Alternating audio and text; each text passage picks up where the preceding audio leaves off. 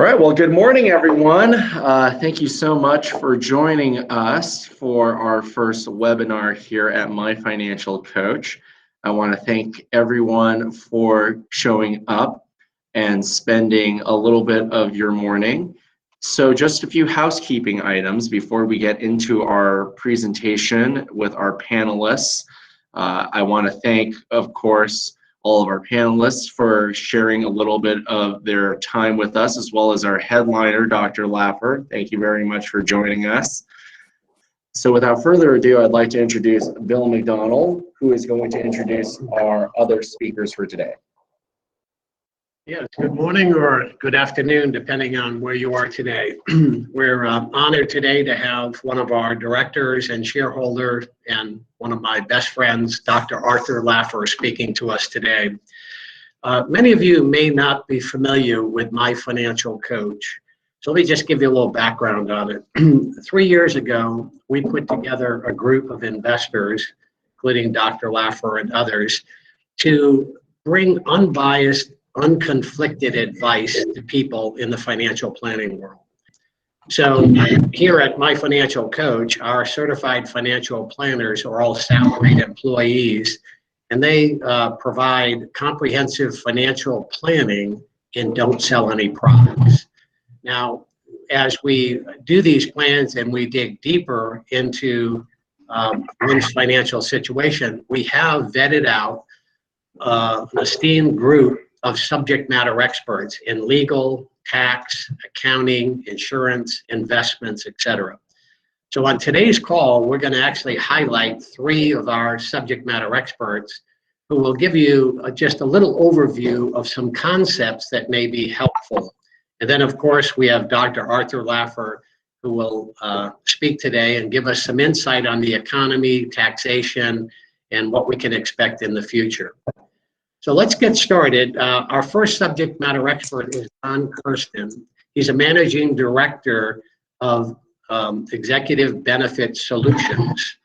Don spends his time working with both publicly traded private companies and nonprofits, designing and administering non-qualified executive benefit plans. Don has over 20 years of experience in the business. Don?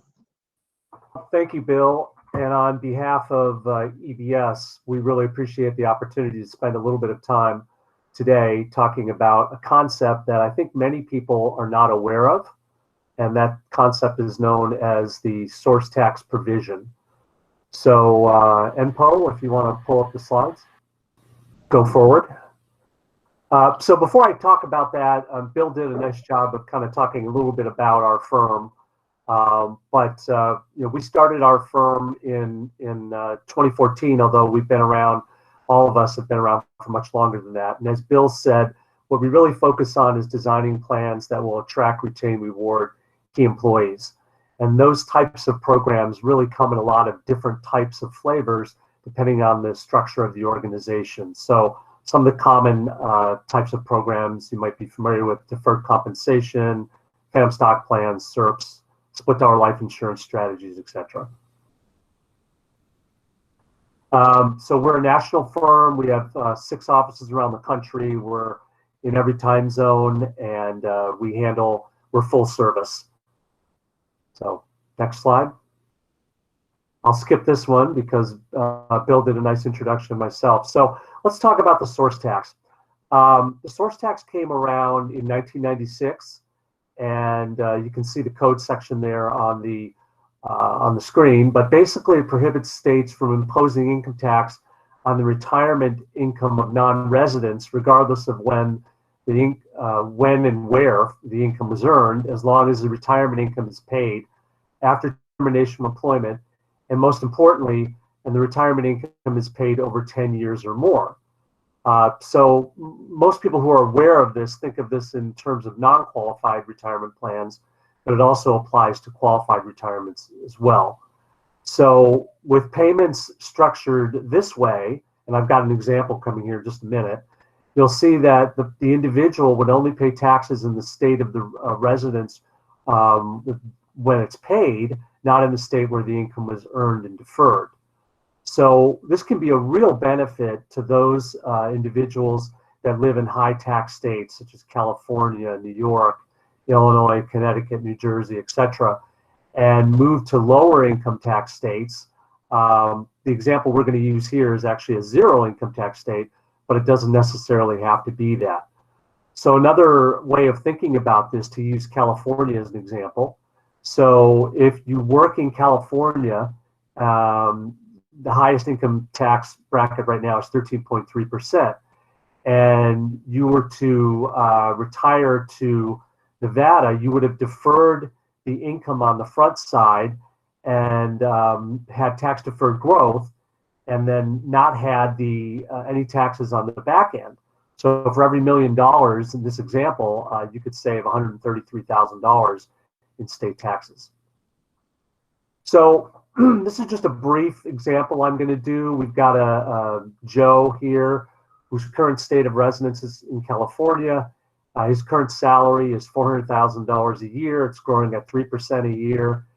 He's going to defer $100,000 for 12 years into a deferred compensation arrangement. And he's going to retire at age 62 and relocate to Nevada. I realize the numbers here are pretty small, but I'll just focus on a few items here that I've put in yellow highlights in this example. So his final salary would be $563,000. His account would have built to almost $1.8 million. And this is assuming he doesn't, this is example assuming he doesn't take advantage of the source tax provision. He would have had to pay taxes, overall taxes of $937,000. And so the bottom line is he would be able to, over 10 years, draw down $112,000. Now, that's not terrible, but there's a way you can improve that. So again, let's look at Joe's situation, and you're going to see that he's got some significant improvement in terms of his income. So here we've got the same situation, his final salary, the same amount that his income built to, but because he draws this income down over 10 years, instead of $112,000, he's going to have $144,000 he's going to be able to draw out over this time frame, over 10 years. So he's going to have an increase of 29% in his income, and his effective tax rate has gone down to 37% rather than the overall 37 plus whatever he would pay in the state of his residence.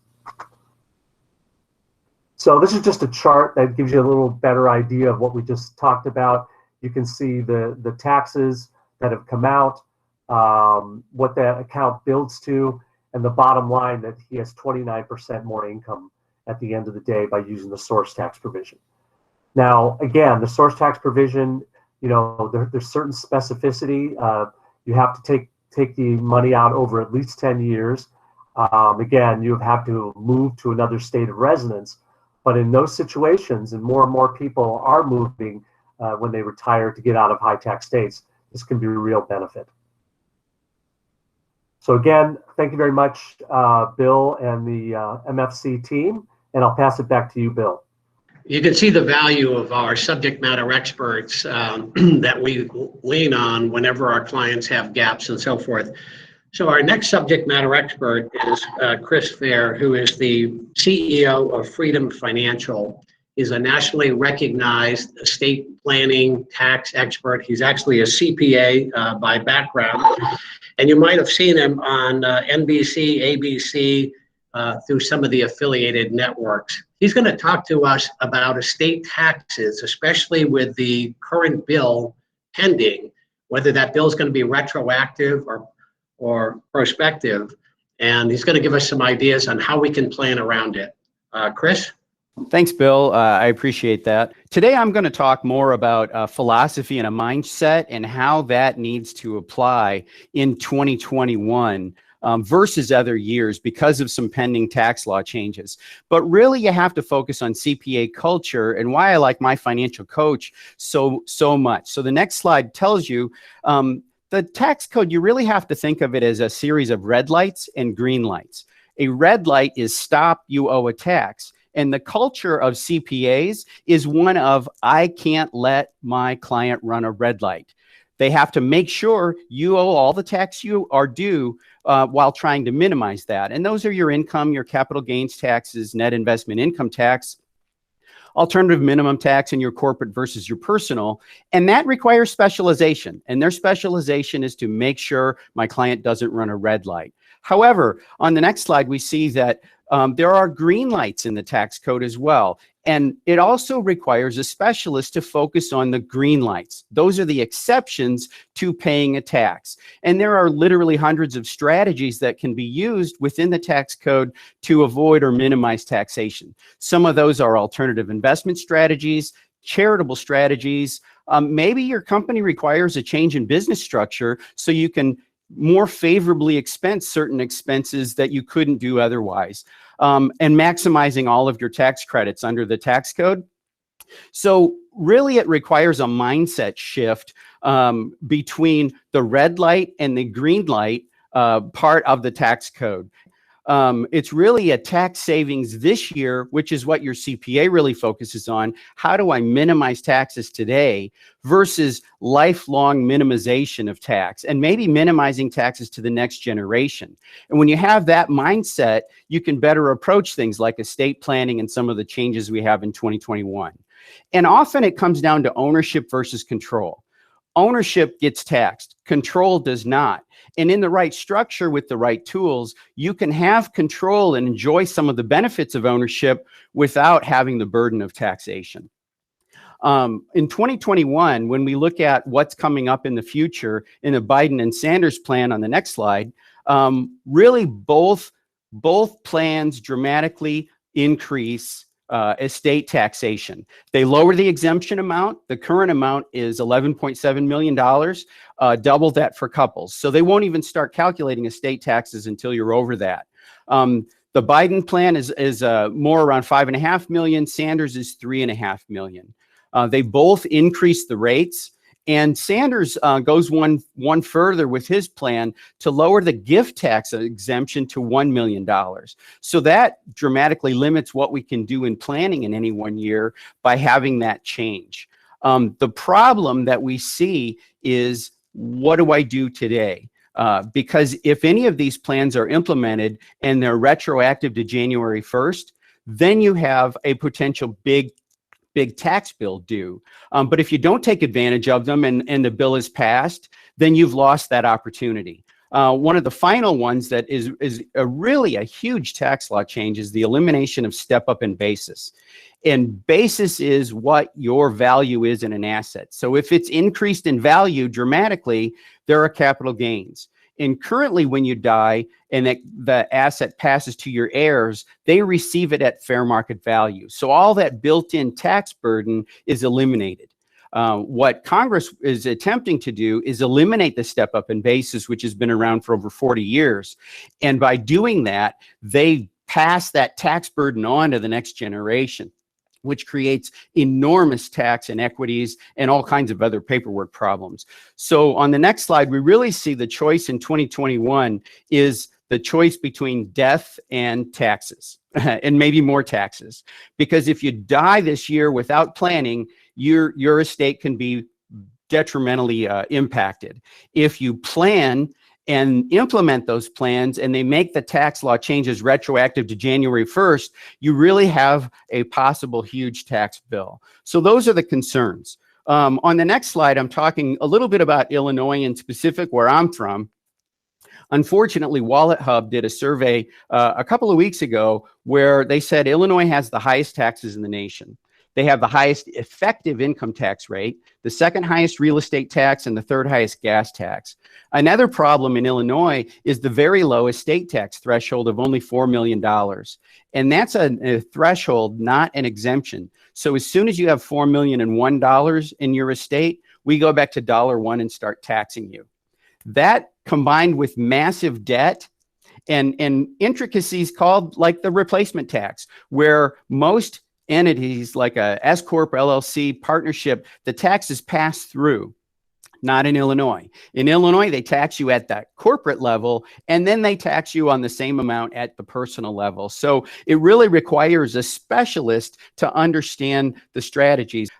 There are over 100 tools, tactics, and strategies to avoid or minimize taxation in these particular situations. It's really a custom combination of 3 to 5 to 7 that produces optimum results. The problem is the ever-changing tax laws. Tax law is only as permanent as the last administration because they all want to have their little goodies that they put in the tax code. A current problem is many CPAs and even tax attorneys haven't been doing as much tax planning because of the high exemption limits. So they're almost a decade behind in planning, which is why it requires an expert in current knowledge, like some of my peers presenting today, like Freedom Financial Group, and like the certified financial planners at My Financial Coach, who are continuously updated on their knowledge and how to implement those strategies. Finally, the last thing I'd like to leave you with is just a philosophy that I have about taxation and why it's good to tax plan. And this is Louis Brandeis, Justice of the Supreme Court. He said, "I live in Alexandria, Virginia. Near the Supreme Court chambers is a toll bridge across the Potomac. When in a hurry, I usually pay the dollar toll to get home. However, I usually drive outside the downtown section and cross the Potomac on a free bridge. That bridge was placed outside downtown Washington to alleviate, to provide us useful social service by getting drivers to drive the extra miles, alleviate congestion and traffic during rush hour." He said, "If I went over the toll bridge and through the barrier, I would be, without paying the toll, I would be committing tax evasion." He said, "However, on the next slide, if I drive the extra mile and drive outside the city of Washington to the free bridge, I'm using a legitimate, logical, and suitable method of tax avoidance. And I'm performing a useful social service for doing so. For my tax evasion, I should be punished. For my tax avoidance, I should be commended. The tragedy of life today is that so few people, even within my industry, know that the free bridge even exists. And that's where having a specialist like Freedom Financial Group, like my peers and like My Financial Coach is so critical to long-term success in current year and in estate planning." Thanks. Pass it back to you, Bill. Well, thank you, Chris. What a great segue into our final subject matter expert, R.J. Kelly. He's the founder and Chief Visionary Officer of Wealth Legacy Group, which is located in San Diego. He runs one of the premier firms in helping high net worth individuals, business owners with succession, estate planning, taxation. Today, he's going to share with us how ordinary income, estate taxes, and capital gains is optional. R.J. Kelly. I am delighted to have this chance to be listening to Dr. Laffer anytime, any place. I'm going to be in the front row when that guy is speaking because he's smart and he's informative and entertaining as all get out. Plus, having Don and Chris, great leaders, great informers. I'm learning from them. So anyway, I'm going to share with you, if I can get this screen. There we go. As Mark Twain pointed out, what gets us in trouble is not what we don't know. It's what we know for sure that just ain't so. So most wealthy, affluent Americans understand that we have an obligation to support the social well-being of our country. For all its faults, it's still the best country in the world, and I've been in a lot of them, and this is a place we call home. But what most wealthy, affluent Americans don't understand, or they've not been told, because many of their advisors don't know themselves, that the government gives us a choice in how we support the social well-being of our country. Now, if we don't choose, they choose for us. And their choice for how we support the social well-being of the country or state, city, etc., is called, altogether now, taxes. But in my session, I want to help you understand that capital gains taxes are, in fact, optional. In fact, also federal estate inheritance taxes are optional. The 3.8% Medicare surtax is optional. The 30 to 50% of our income taxes are optional. You see the trend that's going here? Now, it's only optional, though, if you do this instead. It's optional if you choose in advance how you're going to support the social well-being of the country, state, world, city, whatever it might be. And it's okay if how you choose to do that is in alignment with your value system, because that's important. In fact, it's actually part, if you will, just bear with me, there's a point in this. In the 60s, there was a significant movement towards philanthropy for many individuals in the United States, and that it created the Tax Reform Act of 1969. Now, if you've not heard of that, guess what? Most of your CPAs and attorneys aren't that familiar with it either. But it's been in the tax code for now almost 52 years, and they created a number of what are called technically split interest gifts. I won't go into them, other than I'm going to share one of them in a story in a moment. So are you aware that if we're willing to support the social well-being of the country in a way that's aligned with our own value system, that nice things will happen to you? Like what, you might ask? Well, how about forgiving taxes on the sale of appreciated assets, such as stocks, bonds, real estate, a business interest? Now, California, lucky us, it's almost 40% in taxes between federal, state, and the Medicare surtax. But in addition to eliminating the taxes on the sale, we also get a nice inflation-adjusted income streams in most cases. In fact, with one of a tool that's from the 69 Tax Act that got a fresh coat of paint in 2017, we can now actually provide income for up to 3 generations, protected against creditors. And on top of that, we get significant income tax deductions, and I'll show you in just a minute what that looks like. Now, it's all very interesting, but how in the world does this apply to us?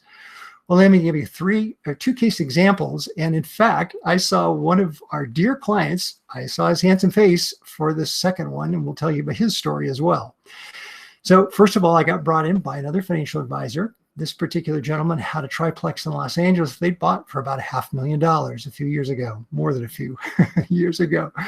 And because they'd had it for so long, the depreciated value was almost zero. It was $35,000.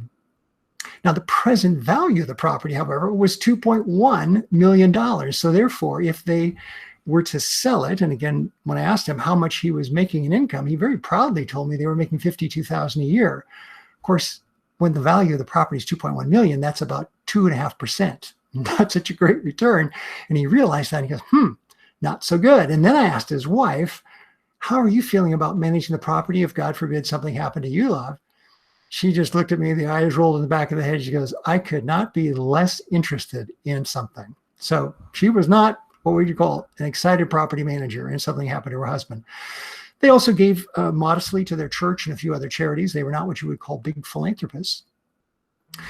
They chose not to use a 1031 exchange for several reasons I won't go into, but there was this massive, what I call involuntary philanthropy, because of the amount of taxes they were going to pay. $750,000. And then on top of that, we had other things we were looking at. So again, it was coming down to they were going to be losing a great deal of that. That 2.1 million was going to disappear right off the top. So there are 8 to 10 different strategies that we can use as an alternative to a 1031 exchange. So for those of you out there that are worried that President Biden is going to take away 1031 exchanges, don't worry. Do not be faint of heart. There are 8 to 10 alternative strategies we can use instead, and this is one of them. Now, I call it a capital gains alternative trust. You will not find it in the tax code under that name for it, but it is from the 69 Tax Act. And when we put an asset into this trust and sell it out of the trust, nice things happen. 0 state, federal, Medicare taxes on the sale. Now, in this case, I structured it so that they're going to get 6% of whatever the fair market value of the assets are every year for the rest of their lives. But starting out of the gate, that's $126,000. And remember, they were only getting $52,000 a year from it as it is right now. On top of that, if that wasn't good enough, how about this? Over $600,000 of income tax deduction. In fact, oftentimes the tax deduction is so massive that we can't use it all up in the early years. So fortunately, we have 6 tax years we can use that. Assets, as I mentioned, are protected against creditors. That's important in California, certainly. And we can also buy more real estate if we want. And in fact, with certain kinds of trusts, we can do it in such a way that we're using leverage. Now, the ultimate beneficiary, and this is why the tax deduction comes in, is we've created a family giving fund. So ultimately, whether that's 40, 50, 60, 100 years from now, ultimately, when they kick the bucket, whatever's left in the bucket goes to their family giving fund so their family can be involved philanthropically for generations. Now, what though, if you had a liquidity event, you go, gosh, I would have loved to use that idea, but we've already sold the property. Well, a couple of years ago now, we met this most charming, delightful couple, just absolutely a charming couple. However, they had sold $7.5 million worth of property and a business, and in the process created $2.1 million in taxes when we finally sat down and had their CPA run all the numbers for them.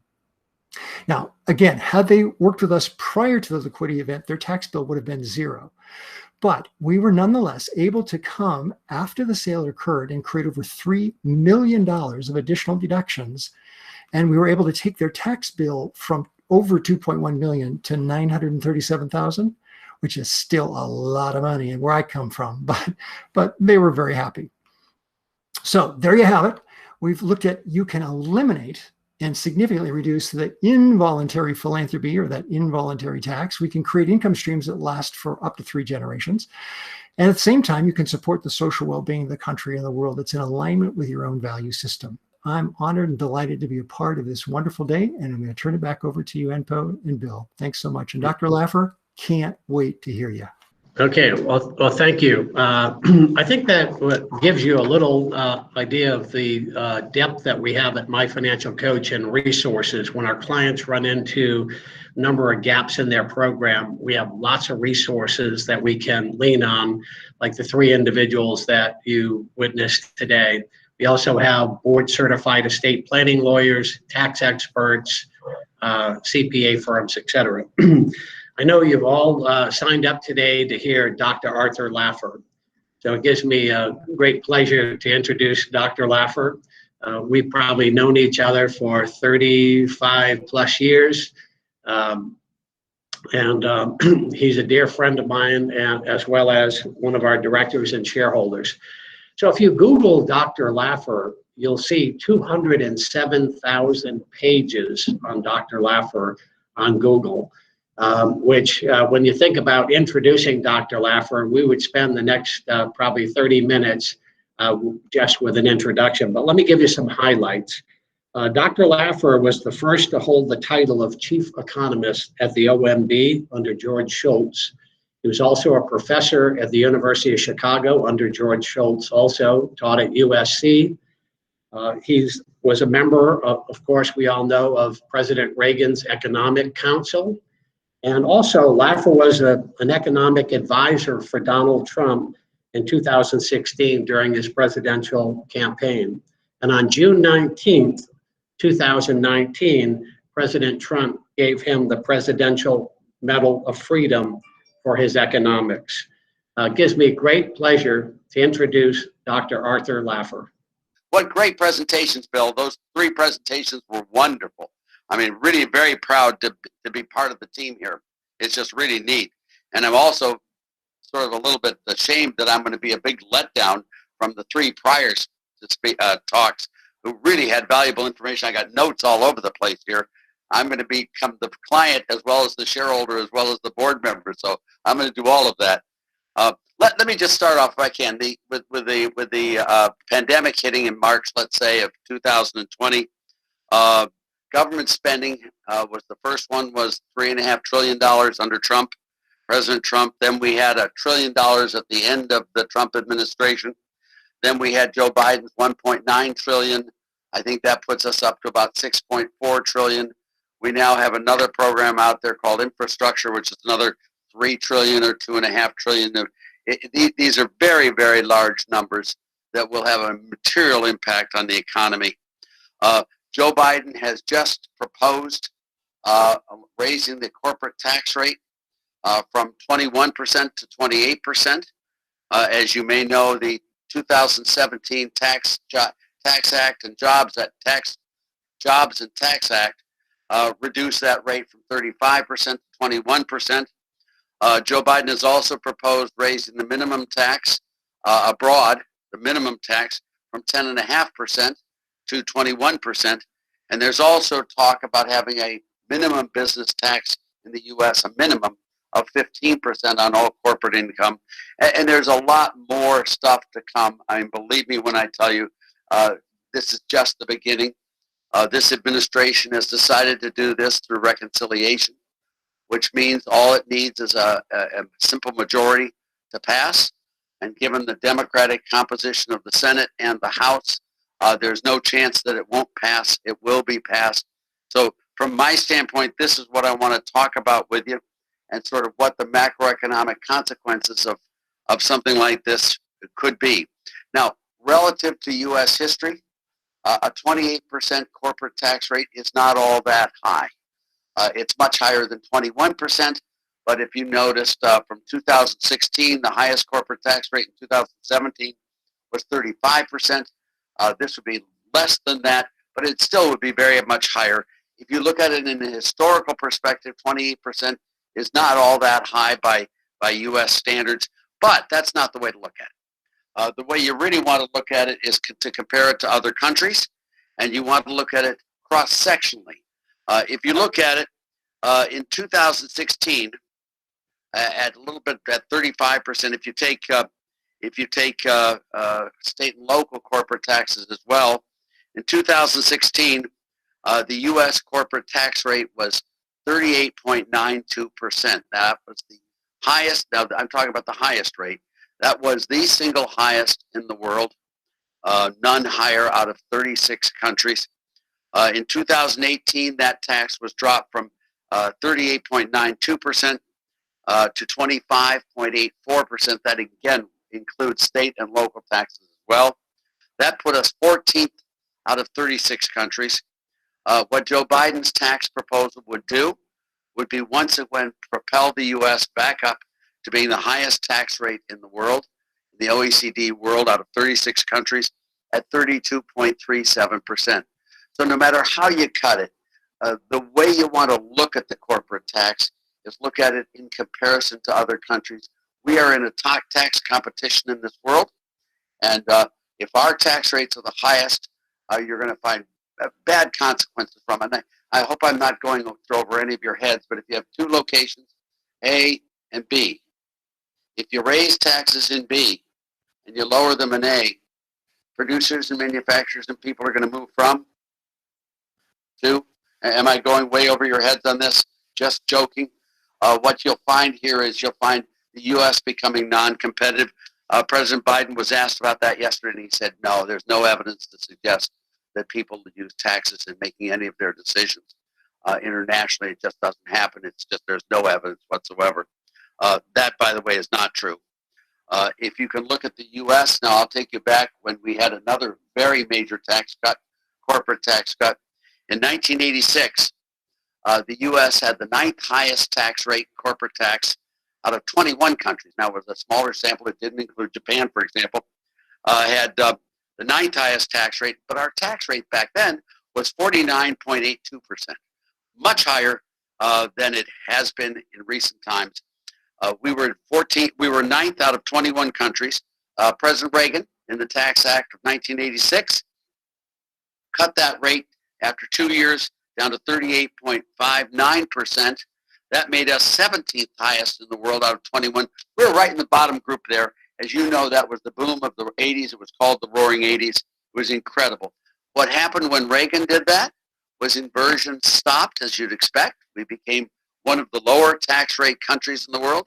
All the inversions that were coming before the 86 Tax Act all of a sudden disappeared. But as time went on, there were changes in the world. There followed the leader countries. And what has happened is all these other countries have reduced their tax rates, and it's a competitive world now for capital. And that is what we've sit at now. Today, we would be putting ourselves back up as the highest tax rate. My guess is you're going to see substantial inversions occurring once this happens. Now, I know he has a 21% penalty tax if you do have an inversion, if you do take your funds abroad. But I'm thinking that businesses will find a way. All they need to do to find a way is, all they need to do, Bill, is call my financial coach. And you have subject experts, I'm sure, in this area too, that can show the companies how they can get around the tax cuts, around the minimum. I mean, it's all just a lot of tax. What happened after the Trump's tax bill? And I want to go through Trump's tax bill with you, because what Joe Biden is proposing is sort of playing the film backwards. What Trump did was he cut the highest rate from 35% to 21%, cut the personal income tax rate from 39.6 to 37. He had the pass-through. He had all sorts of other proposals in there. What President Biden is proposing is reversing that process. And if he reverses that process, my view is that you'll probably have the consequences reversed as well. And I just want to go through what happened when Trump did the tax bill in 2017. When he did the tax bill in 2017, all right, if you look at the stock market of the U.S. over the next 2 years versus the Eurozone, the U.S. stock market outperformed the Eurozone in the next 2 years by about 25%. The U.S. stock market outperformed the Japanese stock market in the next 2 years by about 25%. Over the next 2 years, the U.S. and China were about even in the stock market. The China went way up and then came back down. But basically, we were even with China. We were way ahead of Japan, way ahead of the Eurozone as well. GDP, now I'm going to look at GDP here from the first quarter of 2016 through the third quarter of 2017. That's almost 2 years. In that 2-year period, if you look at it, growth rates by quarter, the U.S. and the Eurozone matched each other precisely. I mean, it was the second decimal place that they didn't match each other. Once we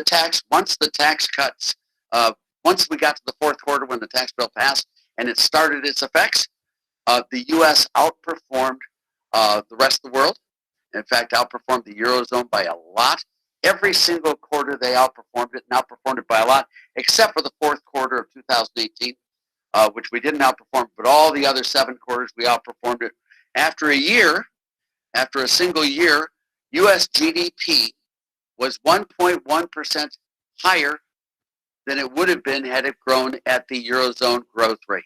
In other words, we ended up giving a huge amount of growth to the U.S. after 1 year. After 2 years, U.S. growth was substantially higher than the Eurozone.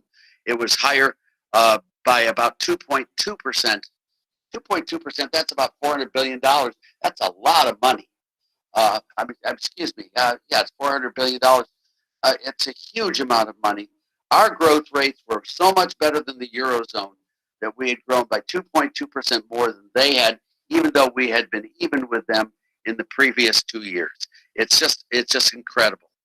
If you look at tax revenue, now what I did here with tax revenue, I took total federal, state, and local tax revenue total, and I looked at the 2 years before the Trump tax cut, the Tax Cut and Jobs Act of 2017. I looked at it for the 4 years ending, for the 2 years ending in the third quarter of 2017, and then looked at that same 2 years going out, and I looked at the growth of tax revenues, total federal, state, and local tax revenues in the 2 years prior to the tax cut, and then the growth in tax revenues for the next 2 years. So it's comparing a growth with a growth that's not a level. And during that period, the growth in tax revenues increased in the 2 years following the tax code. Now, obviously, they dropped dramatically in corporate tax revenues, but they picked up substantially in other federal tax revenues and in state and local tax revenues.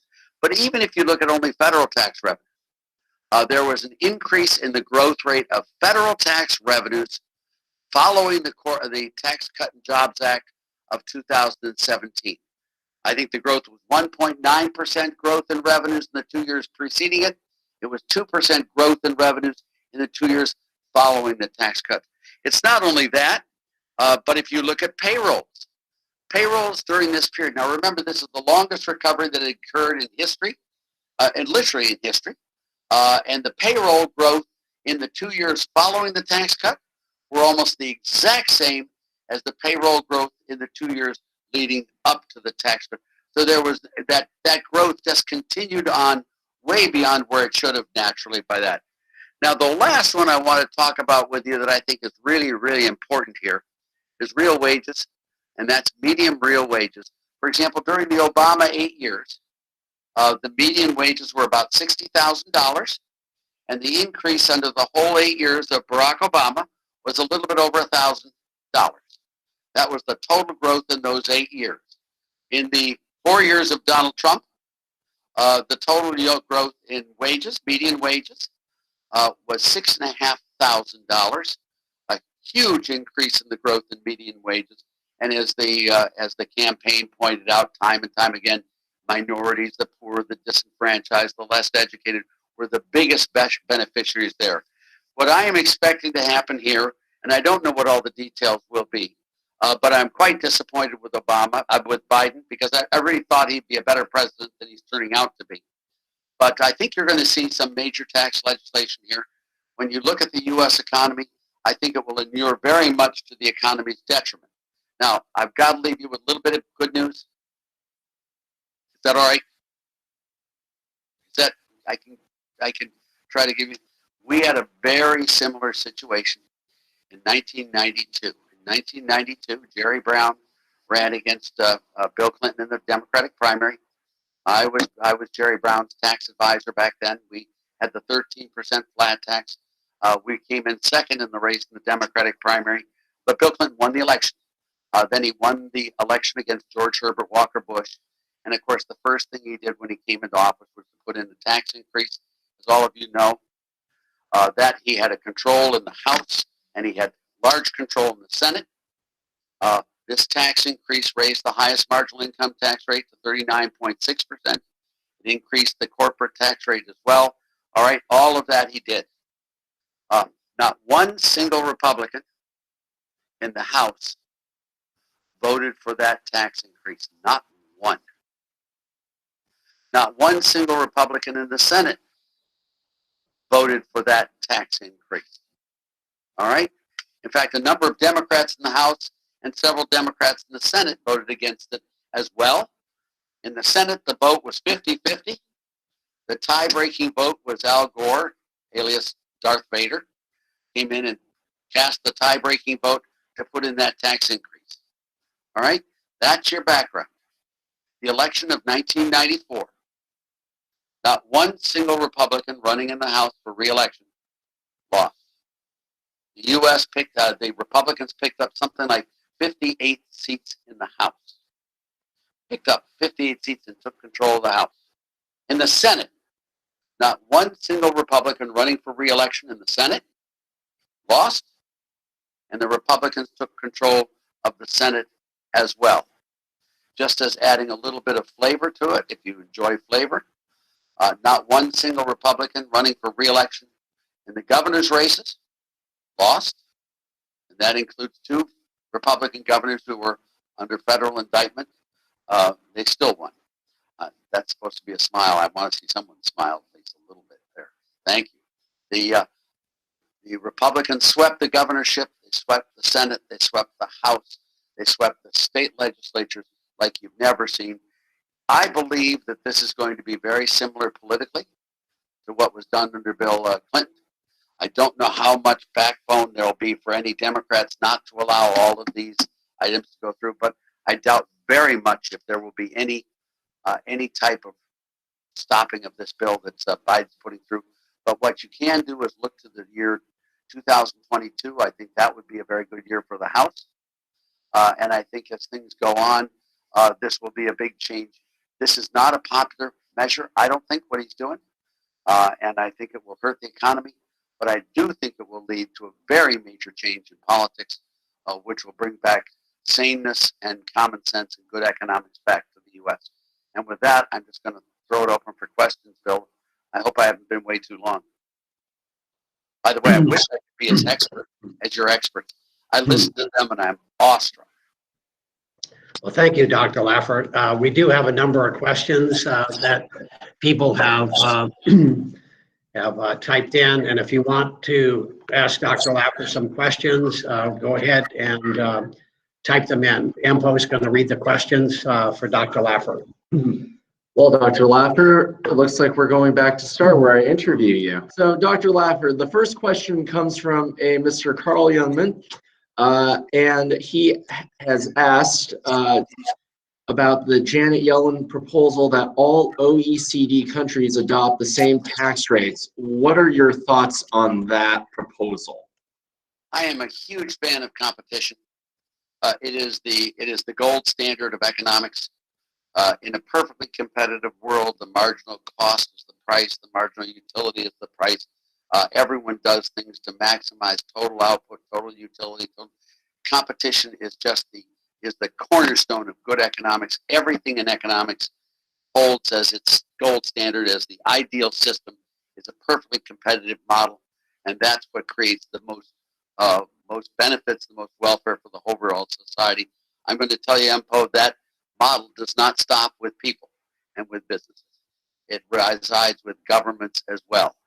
And whenever politicians agree on something, believe me, they agree on something that will disadvantage the electorate. They always conspire to get advantage over that. Anything that stops countries from being competitive is a disaster. Now, if you want to see how well it works in truth, is look at the United States. We have a central government that's very powerful, Janet Yellen, all those people. But we also have 50 states in this country have competed. Look at the benefits that the competition has done among states. Would you like every state to be New York or Illinois? Hello? No. The reason Illinois has to stop where it does, where Pritzker can't do he's done enough damage as it is, but they're all leaving Illinois. I was there in Nashville the other day, and I heard this couple talking with another couple, and the one couple asked the other couple, did you hear about the Tennessee family that packed up all their belongings, got everything together, and moved to Illinois? Did you hear that story? The other guy said, no, I didn't. He said, and you never will. We are seeing people vote with their feet. It's not correct to enslave people in any way, shape, or form, and enslaving them with tax policies or with social policies or with anything. I'm totally against. The more countries, the merrier. The more competition, the better it is. The perfect standard would be, the gold standard would be perfect competition amongst countries where they compete with their taxes, they compete with their spending, they compete with their regulations, and they face the competition to provide the best services at the best cost of all. That's what I'd like to see. And I think the Eurozone is a huge mistake. I'd like to see it broken apart into many countries. And I think anything that goes to a standardized minimum tax on the global scene is a disaster for economics as well as for individual freedom. Am I being too soft on that? Did I wonder if people understood what I said? I'm against it. You've been very thorough in your response. Thank you very much. Bill, would you like to ask the next question? Oh, okay. So the next question is, can you dispel the myth that wealth creation doesn't trickle down to average wage earners? Well, I just did. In the last example I gave you was the Trump Tax Cuts and Jobs Act of 2017 reversed the process. Now, if you look at the median income, what I'm going to do is take the average income of the bottom 50%. And if you look at that number from 1943 on, now the reason I use 1943 is that's when tax codes became universal in the U.S. Everyone had to file a tax return. Prior to that, it was just a limited number of people were due. If you go back to 1913, 14, 15, when the income tax came into existence, very few people filed taxes. I mean, less than 1% of the earners did. So if you go to 43, if you look at it, the bottom 50%'s average income, all right, and I'm using a trend line of 1.5% relative to the top 1% or relative to the next 49%. All right, their average income has been going down throughout the entire period until you get to Donald Trump. And then all of a sudden, bam, that thing just started skyrocketing. As I mentioned to you, I was on Larry Kudlow's show yesterday, and I said, and the median wages rose by 5,000. He said, no, Arthur, 6,500. So, it's a huge, we've had an increase in real wages of median wages of over 10% under Donald Trump. Let's see what happens here. I don't think it's going to go up still. These guys are, the dream in America has never been to make the rich poor. The dream has always been to make the poor richer. Ronald Reagan put it, my hero did, you balance up, not down. There's nothing wrong with being rich. There's something very wrong with being poor. And the thing as wrong as being poor is they're poor. And what we just do is make sure that the poor have the opportunity to become rich. And that's what I love about you guys here and what you're doing is you're giving people a chance to make that really happen in our world.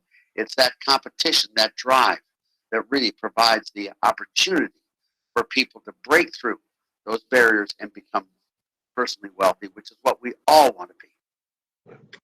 All right. Well, thank you for that answer. And actually, this one's going to be a bit more of a pick-me-up. So what are you most excited about in the economy for 2021? Other than buyfinancialcoach.com, I can't think of. No, I'm excited about a lot of things. I'm an economist. So you've got to understand that I like data, even if it's not good data. The doctors at Yale, Epstein and Barr, became very famous because they discovered a disease, the Epstein-Barr. They got their names put on it. It's a great thing. I mean, they were very excited. The people who had Epstein-Barr were not nearly as excited as the doctors were.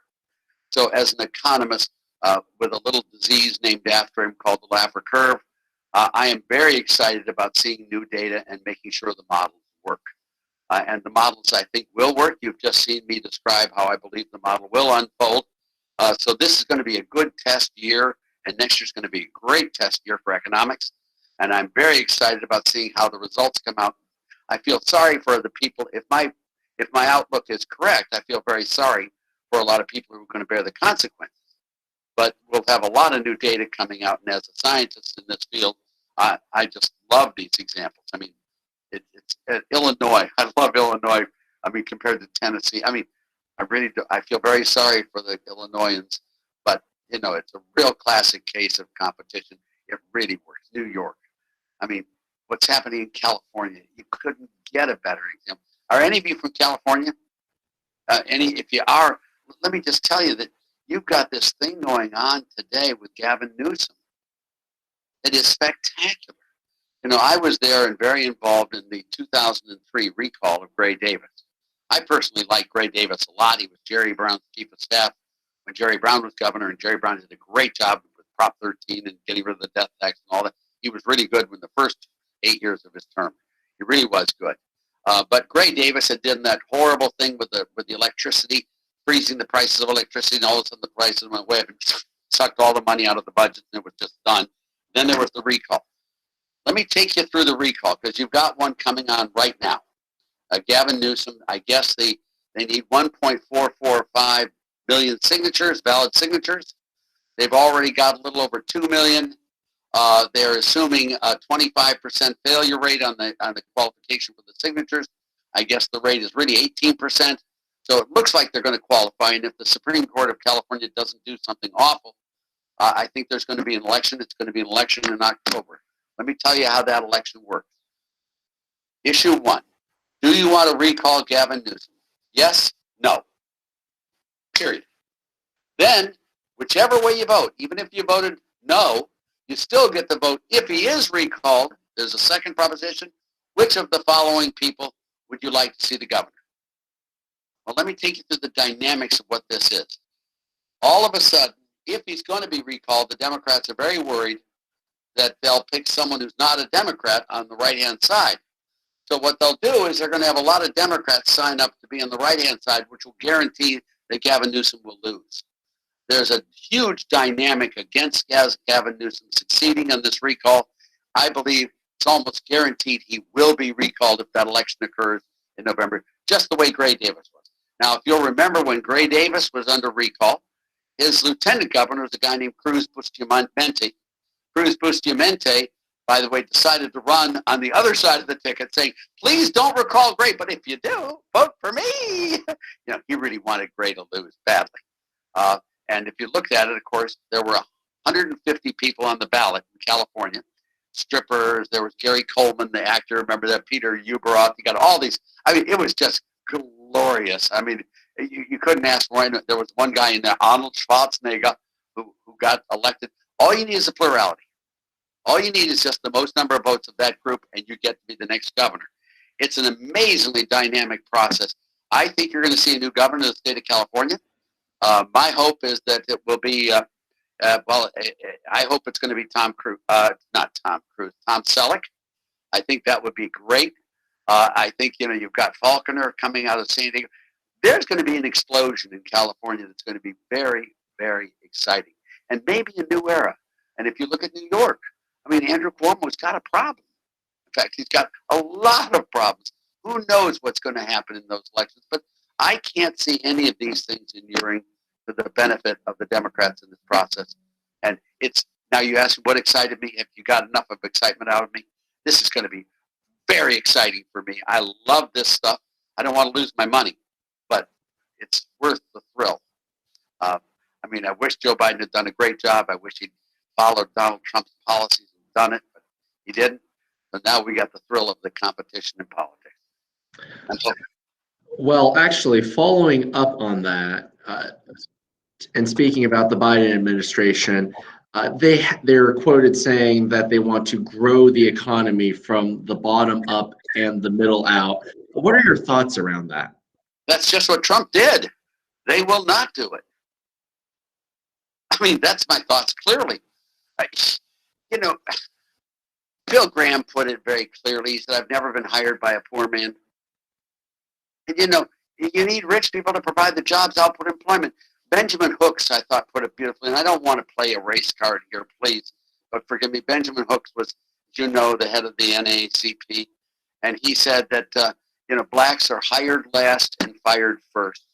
The only way we're ever going to get jobs and keep them, if there's so damn many jobs around, we have to be hired. And that's the way I like to think of this.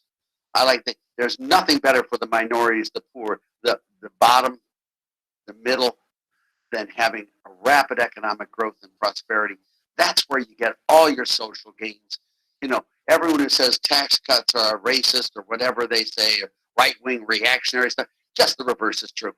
It is the only way you can make the system work and provide the opportunities for the bottom.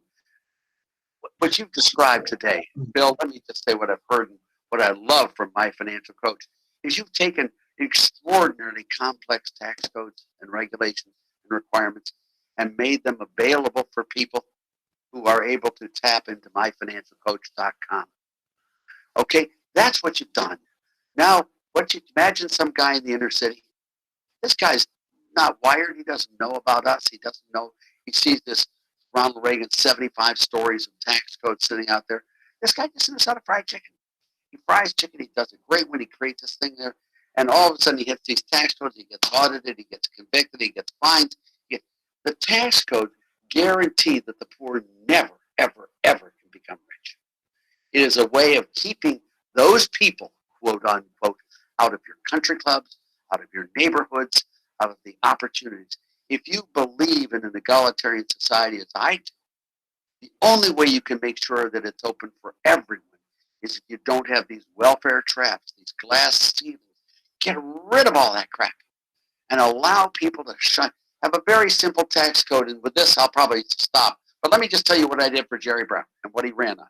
If any of you remember the race in 1992, we got rid of all federal taxes, all of them.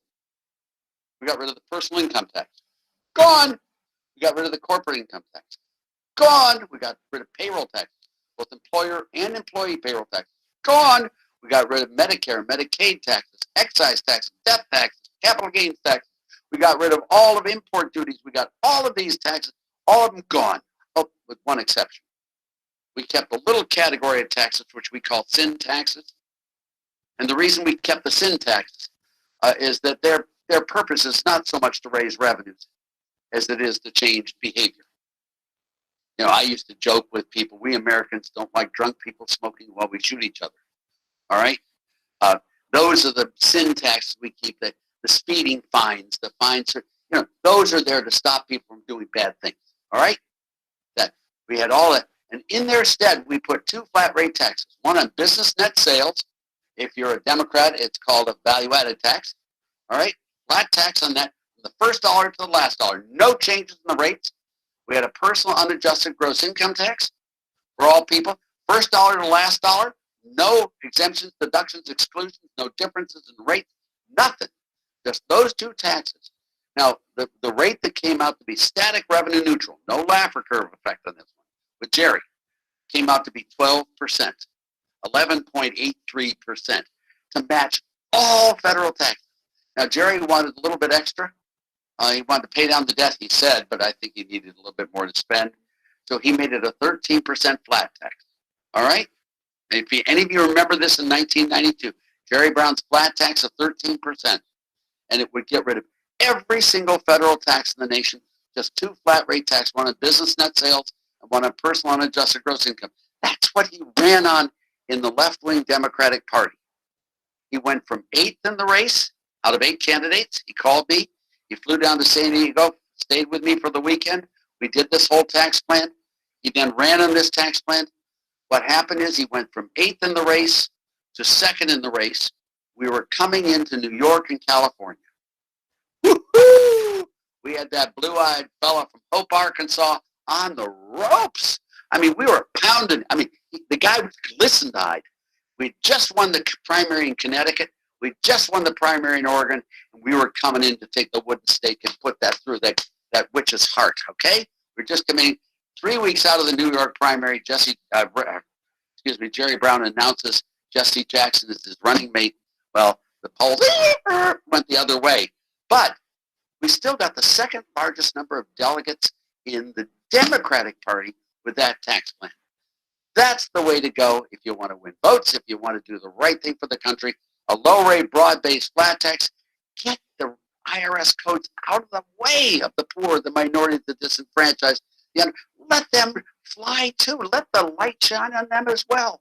Don't make it so they can't understand the codes and keep them trapped in slavery for the rest of humanity. Well, you hear my saying. That's what I'm looking forward to in the next one. I've got one more president I'm going to get, and it may be the same one coming back again. Who knows? But if we do, we're going to really do a job and create prosperity in America for the infinite future. Well, thank you, Dr. Laffer. Thanks for taking the time out of your busy schedule. I know you're in Florida today, and we really appreciate you taking the time with us today. Now, Dr. Laffer has just completed a paper that he's going to make available. If you'd like to email us, we'll get you a copy of the paper. Again, Dr. Laffer, thank you very much, and thank everyone today for joining us here at My Financial Coach. Just remember, My Financial Coach is the best ever. Bill McDonald's my hero. Empo. Woo-hoo! All right, thank you, everyone. And for all the questions that we didn't get answered today, don't worry, we do see them in the chat, and we will email them to Dr. Laffer, and if he has time, he hopefully will be able to get back to us on that. Right. All right. Thank you. Bye now.